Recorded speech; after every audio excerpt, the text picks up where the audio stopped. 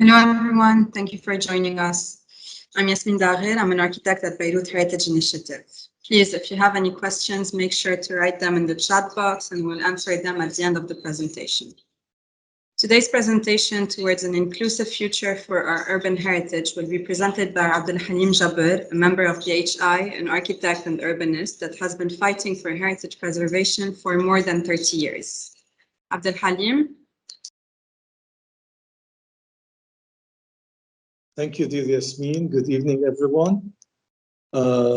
This is the closing lecture presentation for the series. And despite all the gloom and surreal conditions that surround us, I have made sure that it will be an optimistic one. We still have hope, and I want to end on a very positive note, especially towards the end of the presentation. Basically, this is an illustrated presentation of how we can move forward with the heritage neighborhoods impacted by the port explosion, with all the hybridity, diversity, and potential that they have. And a bit about the title. It's inspired by the Japanese art of restoring broken ceramics. And the idea is that once something is broken, of course, it's a loss, but also it's a potential. And the act of repairing, in this case, it's done with gold, is an opportunity waiting to happen, and that the value of the repaired product may exceed in spirit and in appreciation that of the original one. So let's see how that applies to the scale of buildings, clusters, and neighborhoods. I will start with a brief recap, just because this is very much tied to the earlier presentation I made on June 30th. It will be quick. Then I will explain, go over the issues and objectives of what we're doing, and show examples that hopefully will tickle our imagination and get us to think outside the box. Of course, this is the presentation I made 6 weeks ago, and it looked at the definitions of heritage, the tools, the legal tools we have, and the value of protecting and revitalizing heritage. It is available online, and you can always refer to it if you wish. But I will provide with a very quick recap. In that presentation, we talked about the actors and agents at different levels of governance, and especially also in the market and the and the civil sector, NGOs and the civil society. We talked about the issues in Lebanon, zoning regulations, municipal action or lack thereof, the building law, obsolete master plans, etc., that promote high densities which favor new construction over protecting existing ones. Of course, this is all controlled by the fact that Beirut's zoning is high density in the center, where heritage zones are located in zones 1, 2, and 3, the highest densities within the municipal boundary. And that led to high real estate speculation because the value is in land, the property value, not in the structure itself, no matter how old it is, no matter how beautiful it is. And everyone is concerned about allowable construction based on the high densities. So it's a challenge, it's real estate versus heritage. This is in a nutshell the definition. Of course, there's a game of assembling small heritage parcels so that one can build high towers, which kind of inflate the development potential because of something called the gabarit, which the larger the piece of land, the higher the building can be. which gives us this kind of checkered urbanism, high rises next to heritage clusters, promising more high rises to come if the market is vibrant and the economy is good. In the previous lecture, we looked at different scales of heritage, at the scale of the building, at the scale of the property, at the scale of the cluster, and of course, at the scale of the neighborhood or even the city itself. And we looked at lessons learned after the explosion. Of course, there's a vibrant civil society which continues to be active and for the past year has made a huge difference.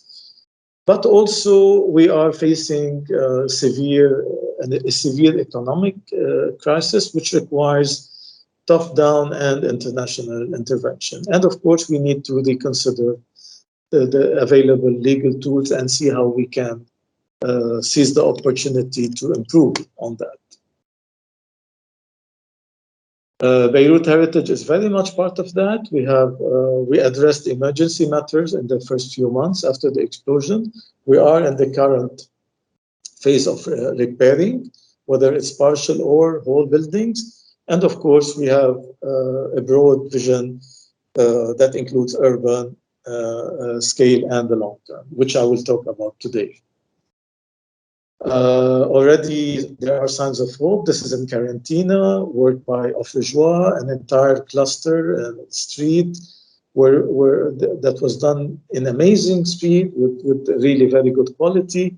And this is an incentive for us to look at the whole array of heritage, not just stone buildings and red tile roof buildings, but also transitional structures from the 1930s to the 1970s. Okay, so a summary of the issues. What are the challenges ahead? Who finances? Who manages? Who implements? These are big issues, and who are we reconstructing for? As you know, more than half of the impacted buildings are rentals, and we're witnessing very extreme difficulties. Even buildings that are restored still lay empty, either because the tenants cannot afford to return, or because they do not want to return because of the urban trauma they faced, or because the landlord is seeking tenants with higher capabilities, more financial capabilities. So we have a really major socioeconomic challenge at our hands, and that's why we need to think broadly and think in an integrated way. Which gets us to the second part. We at Beirut Heritage Initiative, we initiate, we coordinate, and we finance. We understand all working models, and we seek to be inclusive. We partner with different NGOs, and we rely on existing studies, and we update them efficiently, or we hope to update them efficiently in order to produce a rich and immediate or very near-term kind of action plan or development framework, as we like to call it. Of course, there are benefits, extreme benefits to all of that, whether it's at the economic level, tourism and real estate, but also the sense of identity, both local and national, collective memory, individual memory, families, continuity. Of course, the act of restoring heritage is something part of a broader sustainable approach to urban design. You recycle what's there, you make the best of it rather than you demolish and build. And that's really the essence of why we need to protect. And of course, we're looking at areas that were very vibrant and diverse before the explosion. And it is imperative that we try to protect and sustain this kind of diversity and practice. So we believe that the layers of work should be first sectoral, in the sense that we really need to concentrate on cultural and socioeconomic revitalization. housing in all its nuances, whether it's the rental laws or real estate prices or dynamics, all have to be addressed. Mobility, cars, open spaces, public spaces, the legal framework, all of these are matters that need to be addressed. First, we believe, in a concentrated way, then in a second iteration, to really integrate and to establish consensus within the widest possible range of civil society, public sector, and private sector actors. So let me go through each one of those to explain the issues a bit more. We are trying to protect socioeconomic diversity, and we need to revive the kind of alternative development model that existed before the explosion in the heritage zones that we care about.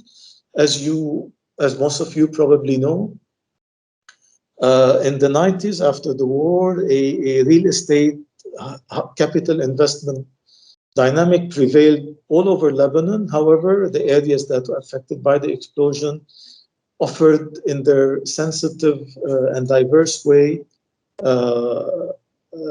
an alternative to that based on small-scale investments and short-term returns, which reaches out to a wider range of beneficiaries than heavy-handed, capital-intensive real estate development. So really, we need to be smart and creative, and we also need to address problems that existed before, such as abandoned buildings. Of course, I mentioned the second layer, which is housing. We need to look at rental laws, which were unfair before, and the new updated ones are unfair and very selective. Law 194, which was passed last year, needs to be looked at because it has a strong impact on real estate dynamics and the right to housing. Of course, there are other possibilities, such as Waqf properties, a potential for cooperative housing. We can look at abandoned buildings and together explore new models, including cooperatives and other modes of investment and short-term tenure. The third layer is mobility. We in Lebanon are very dependent on private cars. We need to introduce a diversity of alternatives and to manage parking in a way that does not consume the streets environment, which is overloaded with cars, economic activities, and pedestrians. We need to relieve the street from the cars so that it becomes more pedestrian friendly. This is at the neighborhood scale, but we also need to look at broader dynamics at the metropolitan scale, such as the role of the Port of Beirut, different modes of mobility and how they interconnect. Of course, we need to revise plans such as the Fuad Butros Highway, which I talked about, which would cut across very precious gardens and heritage clusters, as illustrated by Antoine Atallah in these images done a few years ago.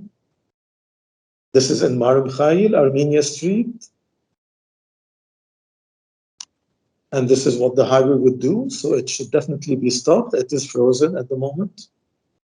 Of course, solutions can be more intricate and decentralized, such as improving connections, something that we need to do to support this kind of engineering and planning approach is essential to free, as much as we want to free the heritage areas from real estate, we also need to manage mobility and vehicular and pedestrian flow with them in a way that is compatible with adaptive reuse and conservation of historic buildings. Hand in hand with mobility issues are issues of greening, open spaces, public spaces, green spaces. We have a good plan that was done in 2012. We need to revisit that. There are new possibilities that we are exploring, whether small parcels or residual parcels. We're also beginning to look at industrial landscape, railway tracks, etc. These are all done by various colleagues in the profession and academia, Antoine Atalla, Sarah Lily Yassin, David Awad, and others, to name a few. We need to create pedestrian networks and green networks and look at new modes of using space, whether in existing places such as Mar Khail station, which is destined to become a metropolitan park in the Plan Vert, but it also can be a newly programmed cultural park with a lot of attractive activities that do not require building. It's the largest open space in the metropolitan area, and it should be preserved in all its nuance of whether it's the green aspect or the industrial heritage aspect of it.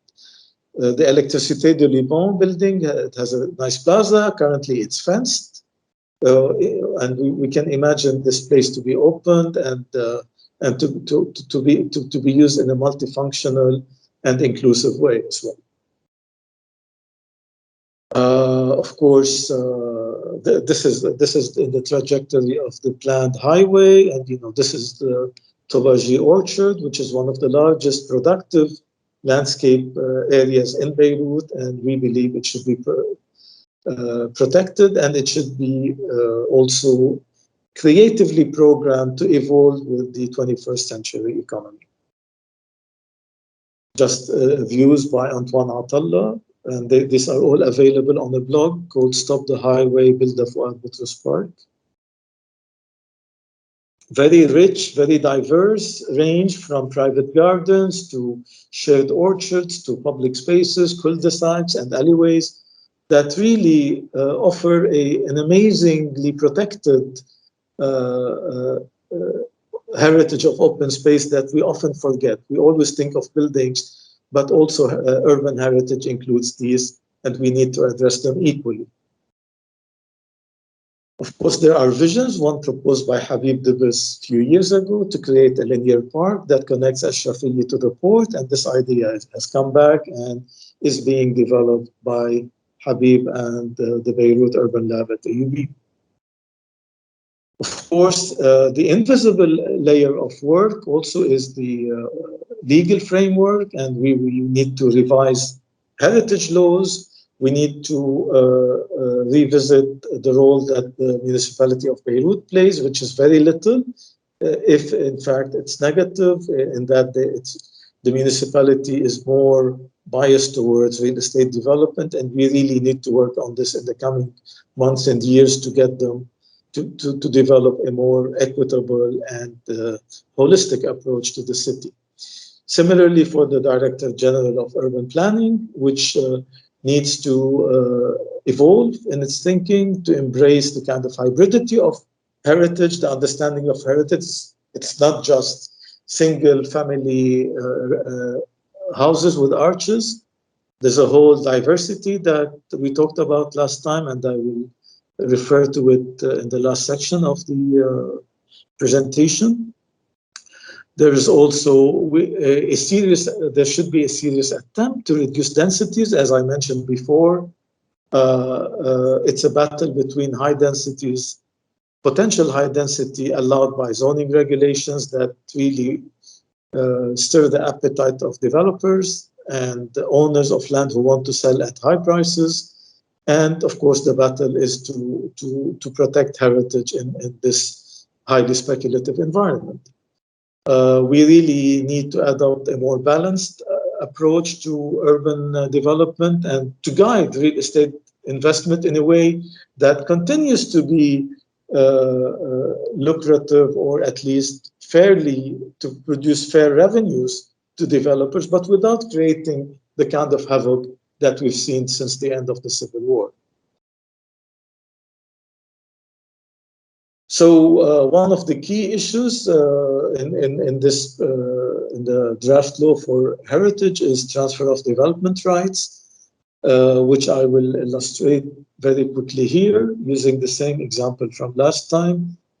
As I mentioned, heritage buildings are lower in height and in density than allowable construction laws. So everybody is really looking at the financial value of this unbuilt potential. Everybody wants to demolish the heritage buildings in order to build taller buildings instead. But what if we turn this game around and we are able to quantify this unbuilt development potential and maybe seek to transfer it, of course, not within the neighborhood, but perhaps to produce this kind of discrepancy in height. But what if we transfer it to adjacent areas where parcels are larger, accessed by wider streets, where the gabarit can take this additional measured and limited increase in density there. And this is what we call transfer of development rights. The way it works is that people in the heritage area, owners and inheritors of heritage sites, they will retain the ownership, but also they will have this additional income when a potential developer buys this surplus development rights, and this surplus development right will unleash a kind of wealth that is much needed in the heritage zones, not just to compensate the owners for the past 50 years of low rents or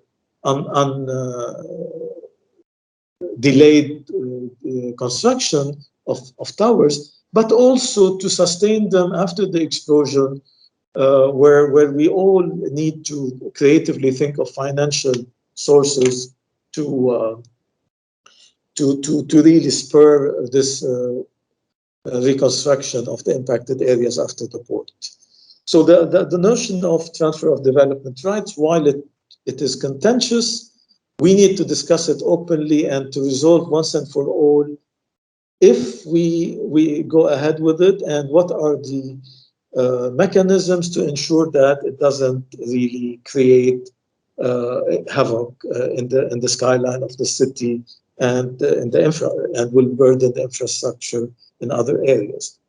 Of course, if we think seriously about a master plan for Beirut, the last one being 1954, I think it's high time that we have a new master plan with all the know-how and the wisdom that we acquired in the past two generations. I think we can use this tool to recalibrate the densities of Beirut to where boulevards and highways can take the slight increase in density, which we believe should not exceed 20% per parcel, of course not per zone, which is even less, would be less per zone. It would basically be imperceptible in the current skyline. So, and the last layer that we need to work on is to consolidate all the information we have from the mid-90s onwards, the last one being work done in the past year by BBHR 2020 to survey the damage and to inventory heritage buildings. This is the most exhaustive and detailed study that was done, and we need to consolidate it with earlier plans. And of course, I need to point out that this needs to be accessible, because so far, DGA, the Director General of Antiquities, is holding on to this information because having information is privileges. And we believe that when you're looking at an inclusive and kind of progressive way of envisaging the city, it should be a participatory process and information should be shared. This is a draft heritage plan that Fadlo Daher and I prepared a few years ago for the DGA Ministry of Culture. And it's also work that can be used as a basis to consolidate all the information. Of course, the assumption is that, as I mentioned before, that heritage is hybrid. It's hybrid across periods from turn of the century, Ottoman times, till 1970s. And it's hybrid in that it includes the waterfront, nature, rocky formations such as Raushi, open spaces and green spaces. And of course, it's hybrid stylistically, as I mentioned, and even buildings that are in the modernist era, like the electricity company building, are now considered heritage, and we can look at them with fresh eyes now. Okay, so basically, I've just given the kind of roundup of issues and concerns that we have, and I move to the final and more interesting part of the presentation, which is let's with the idea of hybridity, this idea of that repairing something that's damaged might increase in its value and meaning. That's the Japanese art of repairing pottery. What can we do with the areas that were impacted by the port explosion and that have a high concentration of heritage buildings, open spaces, and of course a most diverse and until last year a very promising local socioeconomy. Walking in the same, proceeding in the same sequence as the issues I listed before, starting with mobility, thinking evolves. I mean, this is London, Piccadilly Circus in the 1950s. It was consumed by the car. The car was a new product, and the city adapted to this new invention. As densities increased, people increased in numbers, and cars and traffic became unbearable. London gradually shifted to more and more public transport, to taxing the car, the private car, and to providing more space for more pedestrians.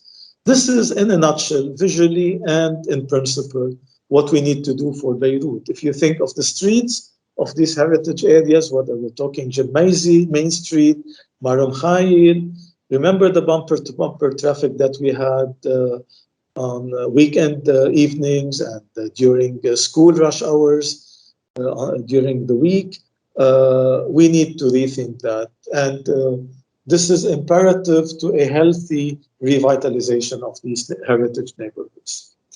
Of course, this comes from a wealth of academic thinking that goes back more than 50 years ago, specifically Jane Jacobs in New York and Kevin Lynch in Boston. And they laid the foundations, all these principles I'm sharing with you, stop building highways, think more of pedestrians, think of fair housing, etc. This all come from Jane Jacobs, who battled single-handedly with developers and was able to stop a highway project there in Manhattan and the Bronx. And Kevin Lynch introduced a more cognitive, sensitive approach to understanding urban neighborhoods to really identify what's essential in them in terms of landmarks, urban memory, wayfinding, orientation, etc. All cognitive mechanisms that are important to the well-being of urban citizens. And really, in a way, can guide how we protect urban heritage. And of course, this thinking developed into movements. For example, here in Boston, also a collaboration between MIT professors, disciples of Kevin Lynch, and Jane Jacobs collaborated with citizens from an impacted neighborhood to stop a federal highway. And that highway project was turned into a transit corridor for buses and trains, both local and intercity trains, and the whole south end of Boston developed in a completely different way thanks to this activism.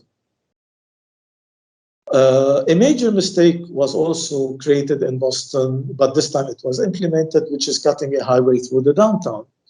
That was done in the 1950s. And as soon as the highway was open, the people of Boston and the decision makers realized it was a terrible mistake, and they pledged the biggest federal sum of money to dismantle this highway, turn it into a tunnel, and to free the land for green and open spaces. This is, until then, it was the most expensive federal project, urban project in the nation. And this goes to show you that it's easier to debate ideas and mistakes on paper, but once they're there, the price tag is very high. This was a very complex project, riddled with delays and financial scandals, overruns in budgets, but it was finally implemented, and Boston is relieved and back to the grounds, as they say. Going back to London, one of the ways to curb the overdependency on private cars is to introduce a congestion charge. So you pay for using the streets. Of course, this is very complex. In management, it requires a kind of high-tech bureaucracy to be vigilant and to really enforce it. I don't think we will see this in Lebanon, but we see it sometimes with zoning regulations, parking regulations, in the sense, if you remember, controversial as they have been, the park meters, when they were introduced in some of the congested areas, because they stopped double parking, street life became more bearable. So we may not need to go so extremely in managing traffic and parking, but at least we know that any kind of measure, whether it's physical or financial, can really get individuals to think about reusing the car for a short trip. And of course, we need to offer them an alternative in public transit in parallel. Of course, when we want to invite pedestrians to use the street back, and also we need to really think of different modes of transport that may exist. Cycling is becoming more and more popular, and cyclists have a problem, are usually threatened by the high speed of the car, but also in turn offer a certain risk to pedestrians. So the edge of the street becomes more complex, and that's part of the art and science of managing open space in order to really allow different modes of movement to coexist peacefully and safely. Of course, sometimes infrastructure goes obsolete. For example, this elevated railway tracks in Paris were turned into a linear park. And that's something we can consider for various parts of Beirut, where we have either obsolete streets or abandoned railway tracks, especially in the vicinity of Maram Khail station. Similarly, for New York, this is the High Line, which was part of a heavy industrial rail infrastructure that became obsolete, and it was turned into a linear park, triggering a new trend in real estate development that is centered on diverse businesses, hotels, small-scale office buildings, and reconverted warehouses that were used as apartments that were turned into apartments. More recently, with the mayor Anne Hidalgo, Paris is reclaiming its waterfront and with Paris Plage, that it's used in summer for sunbathing. The river is still unclean for swimming, but at least people have this opportunity to walk from their neighborhood to a pleasant and quiet open space. Imagine what we can do in Beirut with our waterfront and the river waterfront as well. Closing the part about open spaces and mobility, really open spaces, as we've seen in the protest movement that took place in 2019, open spaces are a place are an opportunity for the people who are otherwise strangers to meet, to understand each other's, to create new ideas and modalities, and that can only be something positive for democracy. Public space is where democracy plays out, and we definitely need more of that in Lebanon. Moving on from public spaces to I talked about transfer of development rights and zoning. And you remember the diagram where I said, we can move, sell air rights from one parcel to another. In a way, not sure how that worked in Boston, but again, Kevin Lynch, who was a professor at MIT,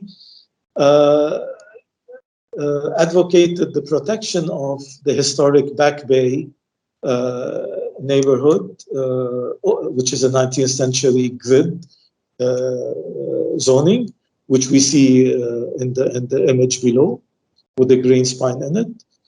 And he said, okay, we can develop high alongside it. They can coexist.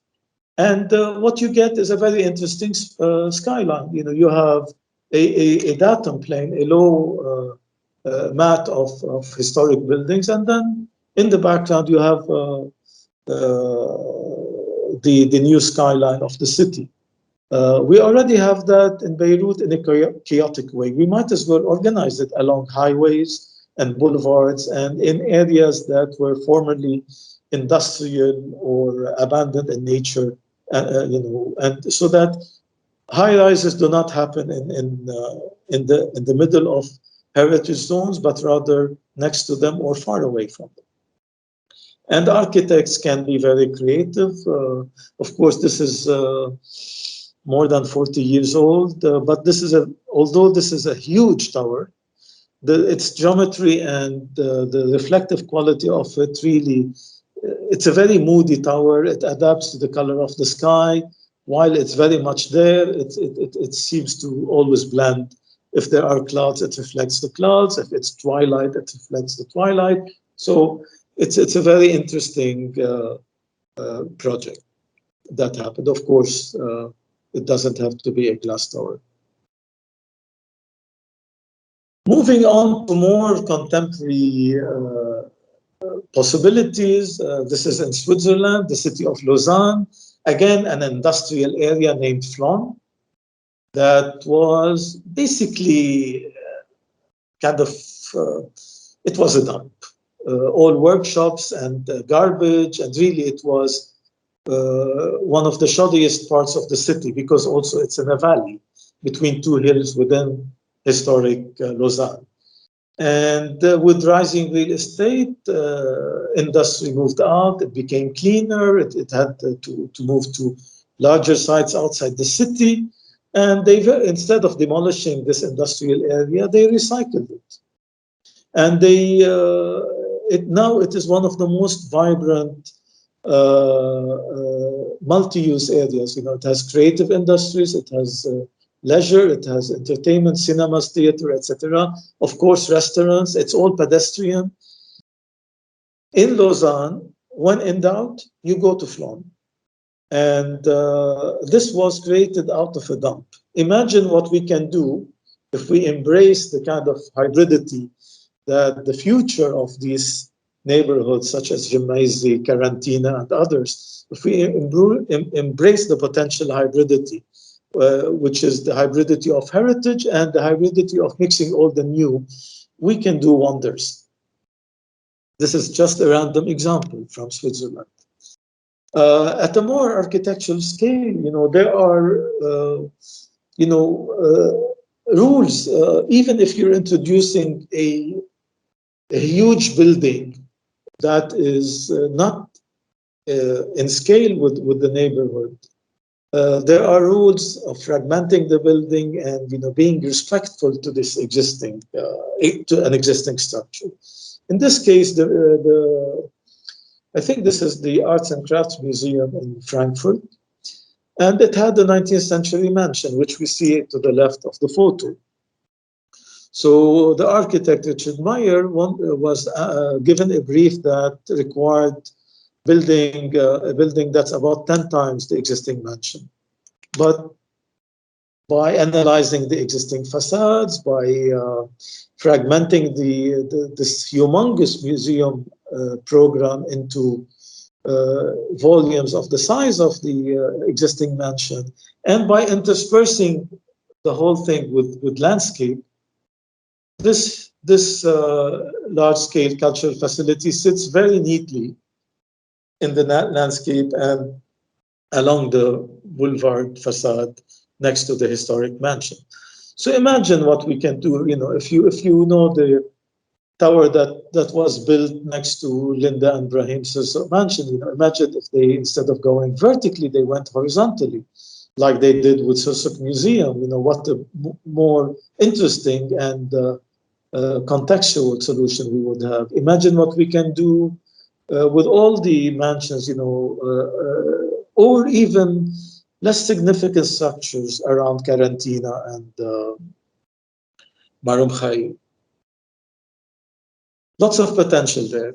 And this is just an example of how architects can deal with sensitivity and respect while building new next to a heritage building. Similar to the Sursuk Museum in Beirut, but on a larger site. This is the Istanbul Foundation, located on a huge estate overlooking the Bosphorus. Beautiful. This tiny white mansion, and surrounded by really a very generous landscape. And what they did is they built under it. They kind of created a podium to the side. This is just one floor that you see. But most of the building is under the plaza, and there are 4 floors hidden. So build next to and below, and you get something that, that again, similar to the Frankfurt example, you provide multiple floors and, probably 10 times the area of the existing structure without really creating any disturbance to the general site and volumetry of the existing heritage building. Similarly, in Berlin, with 2 museums, maybe 10 years apart, both built by David Chipperfield. And it kind of, again, at different scales, it kind of embraces the idea of Kansuji, because the addition adds value to the existing, especially the top one, where it's almost, although the beige brick structure is an addition to a 19th century mansion, but it's almost like a prosthetic that respects the lines that are established in the original. Unlike the second, more recent one, which is quite a dramatic white structure in contrast to the existing palace. But again, it kind of bows to it, it's a podium, it follows a certain rhythm, etc. So architects, regardless of the brief they are handed, have amazing tools and creative opportunities to really integrate and add value to a heritage area.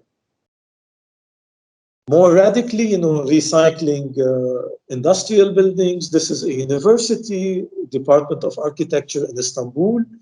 It occupies what used to be an electricity plant, which was abandoned. And again, even industrial heritage is of value and has potential and can sit very nicely with existing heritage buildings and more contemporary ones, on campus or in the neighborhood. A more radical solution here in Cape Town, the Museum of Contemporary Arts uses the port silos. Unfortunately, we cannot do this in Beirut, but something as functional and engineering driven as grain silos in the port. They're converted, added to, carved in, etc., and it just produces this cathedral space inside, which would not have been the case if you had started with a fresh building, with a new building. So this is, while maybe this is not something we can replicate in Beirut, but basically I'm using it here as a call for admitting what's existing as something that will open up potential rather than be a constraint, whether to fulfilling the program or creating something of value, whether financially or culturally.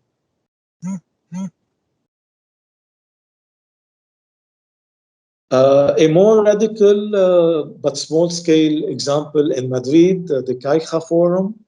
This is a cultural foundation which recycles a 19th century warehouse, which is the lower half of the building in red, in the brick. The perimeter walls were kind of propped on scaffolding while the whole building was emptied. A kind of floating sensation, carving in, which you see it in the bottom left portion, you kind of enter under the building and you are welcomed with this high-tech metallic environment. Both silver and gold colors are used, and you take the stairs up to a roof made out of 2 additional floors made out of perforated cotton steel. It looks crazy, it looks a bit goofy in the beginning, but once you're there, once you figure out what's going on, it's just amazing, and it makes you think about recycling, about what architecture is, what aesthetics of facades are, even landscape. I mean, the plaza they couldn't have a large plaza because it's a limited corner site.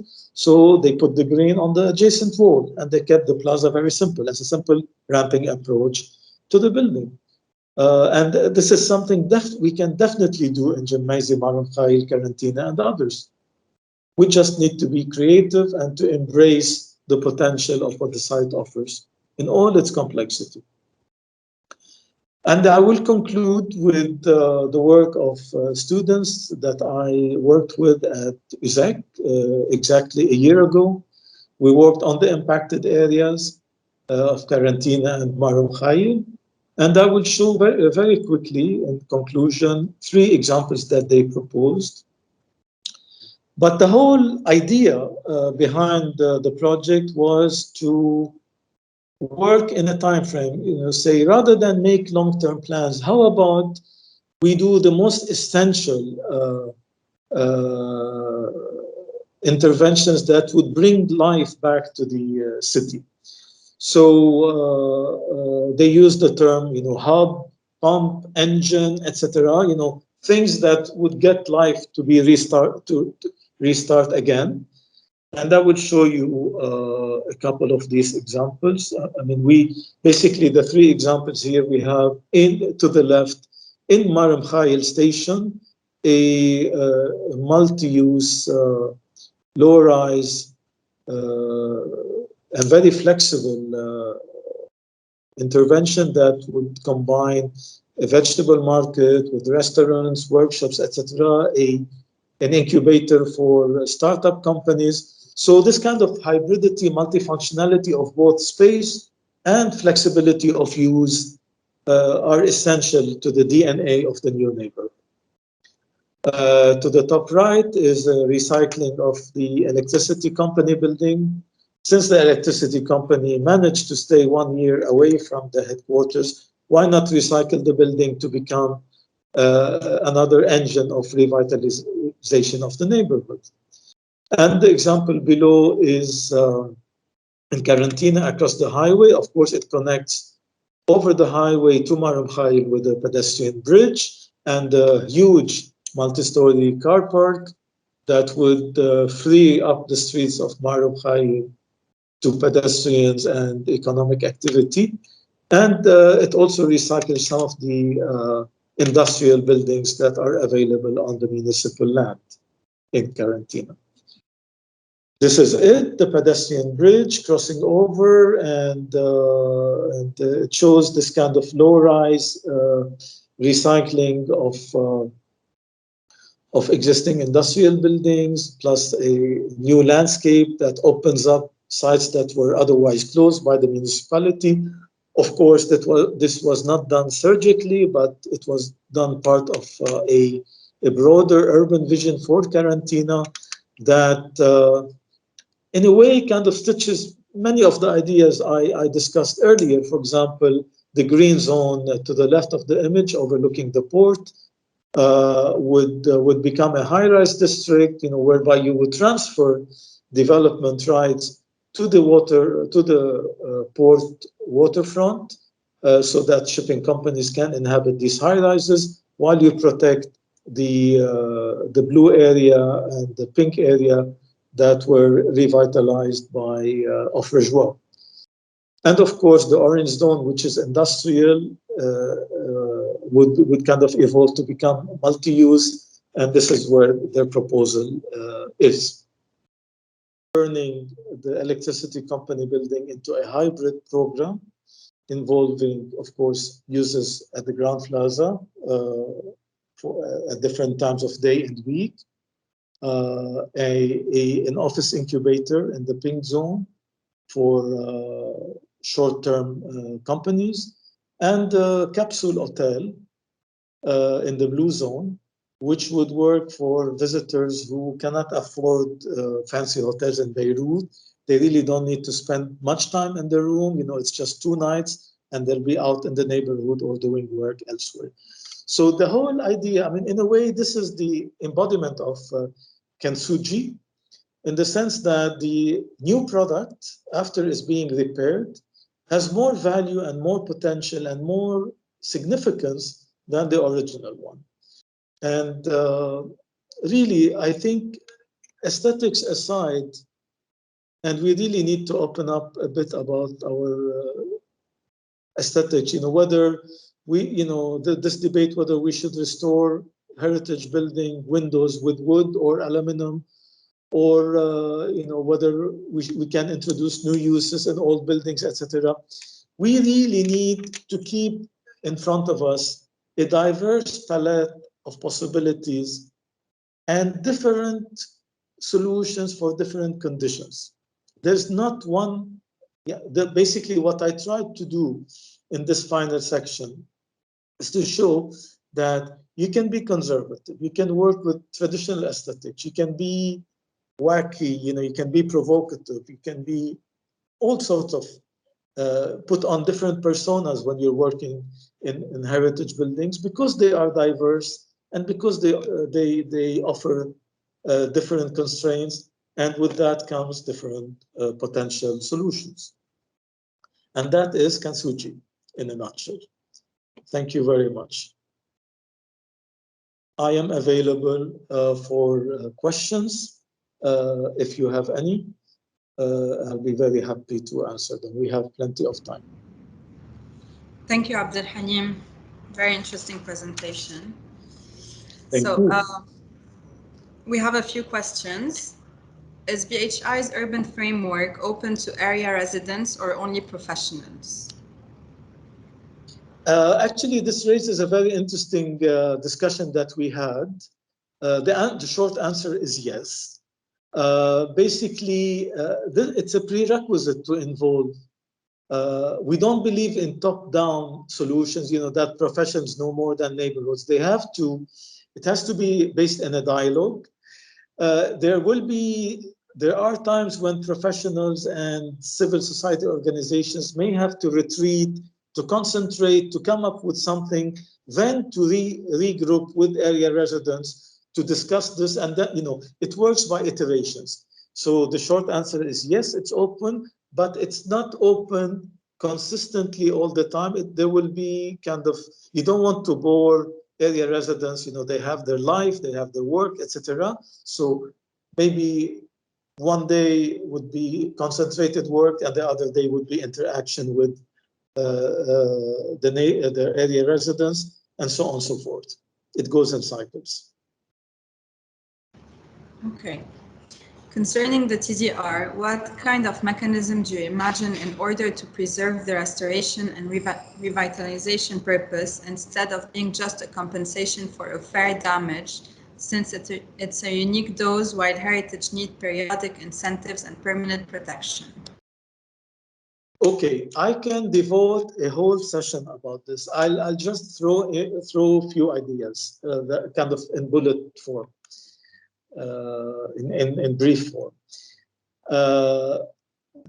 Basically, the broad mechanism that we, after debating all sorts of scenarios, whether there should be a fund or an agency or whatever, we decided to work with the existing transactional nature of the market. You know, if I want to buy land or sell land, I talk to the owner and we negotiate. The state does not intervene until we agree. Once we confirm our agreement in public records at the Cadastre and Ministry of Finance and etc. So we thought, let's treat it like a simple transaction, but put a whole set of incentives and control mechanisms. The incentives, those who volunteer to register their property as heritage and agree to proceed with TDR are more likely to get the full benefit of TDR. Those who come later, once it becomes a mandatory thing, can only get 75% TDR. So there's a financial incentive. There are all sorts of tax exemptions, you know, inheritance tax, transfer tax. Let's say we're looking at 20 inheritors who haven't really registered the inheritance yet. So they will be exempted. They will not pay money to the Ministry of Finance to register the inheritance. The transfer of ownership also, there will be no taxation. So these are the incentives. In terms of legal limits, also we kind of dovetailed the whole literature of the law to work with existing laws. It's not a standalone law. Other mechanisms are more on the technical side, you know, how much can you transfer, etc. You can relinquish from your property as much as you want, as long as the supply-demand dynamics, you know, if it's a high market, there will be high demand for development, right? So more developers will come and buy. So you're free to sell as much as you want. But the developer can only transfer up to 20% increase in density to the property he or she are developing. This 20% figure doesn't come from a vacuum. It comes from existing zoning regulations, which are not far from being ideal, but we were informed. بالعربي بيقولوا استأنسنا.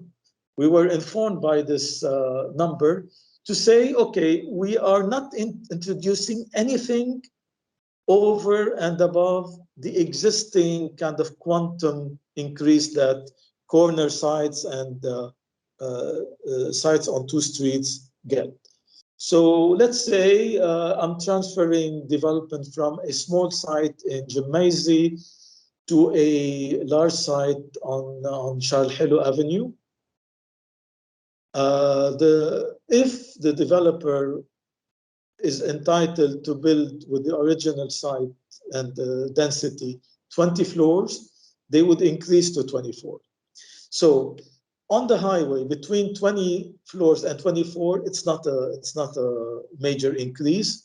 It's within the margin, acceptable margin.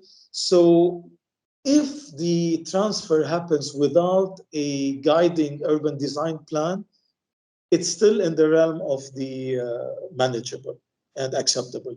However, we believe that this law should be a legal tool that is used to implement a master plan and should not happen without spatial and volumetric planning, meaning urban design. I don't know if I covered the question. Please follow up if needed. Thank you. Can't TDR be done by private initiatives already? Yes, it is actually. It is exclusively by private initiative, and it's based on the agreement between buyer and seller. If the buyer is interested and if the seller accepts, it happens. Just like selling an apartment or selling a piece of land. So it's a system that can be put in place right now in Lebanon, or without a law, it cannot be done? Okay, the status of it now, the draft law was completed in 2016. It was sent to the cabinet and approved in 2017, and it was at the Parliament Joint Committee for discussion. I was there twice in 2019, but it was inconclusive. I mean, there were a lot of opposition from Beirut members of parliament because they were still insisting on financial compensation for heritage property, which is impossible at the time. So we are still trying to kind of deal with two extremes. On the right side of the argument, you have the free marketeers who want absolute freedom to sell, buy, demolish, and build. And this is the voice that is being conveyed by the members of parliament representing Beirut. And then on the more public sector, kind of on the left side of the argument, you know, those who believe in the preeminence of urban planning and the right of the authorities to reduce densities, something that has never happened in my lifetime. They believe that we should not commodify development rights and be able to buy and sell them. So this law is kind of trying to walk in the middle between these two extremes. And we hope that we will be able to convince public opinion and decision makers in time. Now, I know one case in Ashrafiye, I think Ashrafiye 2030, they did buy more development rights from the surrounding properties, but I'm not sure. I don't have the details of that. Okay, thank you. Is there a particular date or style that limits the heritage? Well, as I mentioned in the previous, I may have touched on this in the previous lecture. We see three definitions of heritage that are concentric. The narrowest definition is that used by the Ministry of Culture based on the existing law that dates back from 1933, which is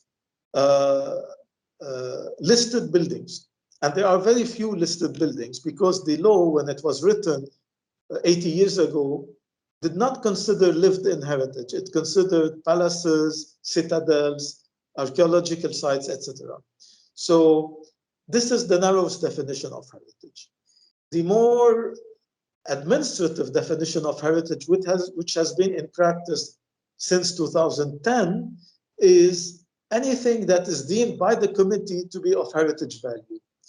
Until recently, the date stopped at independence, 1943. So anything before independence is considered heritage. Anything purely concrete or after independence has to have a strong argument. And we've been kind of pushing this further and further to a definition that says anything before 1970. Why 1970? Because the building regulations changed. Before that, buildings had a limited height, so, like the ones I showed you in Karantina, and like most new modern buildings that were built before the war in Jemaisi and Ashrafiye and Marum Khail and even Zalablat and others. Heights of buildings were limited, and this is something Fadlo discussed in his presentation last week. The limited height of 24 meters and 36 meters in other areas produced a kind of volumetric coherence between different eras. So we thought that is appropriate. And since our approach is urban, we thought 1970 is a good date for the time being, for the purpose of our discussion, to be the kind of end of heritage, so to speak. Once the open gabarit was introduced, you can go as high as the gabarit allows you. We believe that is no more part of our interest. I'm sure the next generation will look fondly at buildings that were built before 2000 and may consider them heritage, but not now, not yet. Okay, thank you, Abdul-Halim. These were the questions for today. Thank you very much. Thank you, everyone. I'm sorry about the glitch that happened with the internet, and we will fix it with the recording. Thank you very much, Yasmin, for coming to the rescue in so many ways. Thank you, Abdul-Halim. That was the end of our second cycle of presentations. You can all check them out online on our YouTube channel. It will be uploaded in a few days. Thank you very much, everyone. Have a nice day.